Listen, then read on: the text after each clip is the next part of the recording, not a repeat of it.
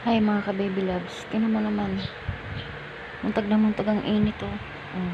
Ito yung kwarto ko. Oh. Sa tingin mo makakatulog ka ng ganyan kamuntag ang init.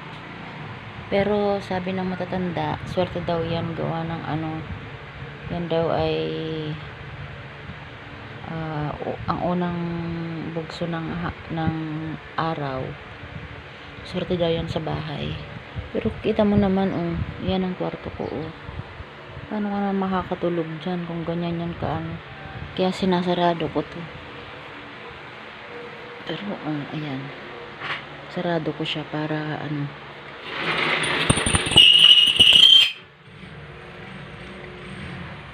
Lupit. Ganyan siya. Ito nga pala yung kwarto ko, magulo-gulo pa. I never get over you. Getting over you. Ayan. Gulo pa.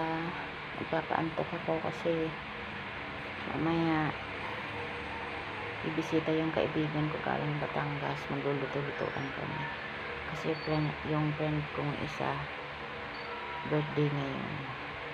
Luluto-lutuan kami. Bigyan na lang namin siya.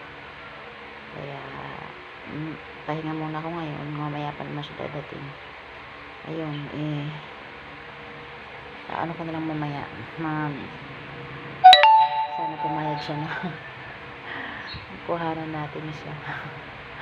Nahihiya pa kasi ito mga baby loves ano lang, libangan lang.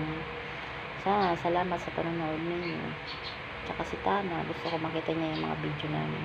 Para pag lumaki siya, makikita niya na, ay, ito pala ako, ang daldal ko ng bata ako.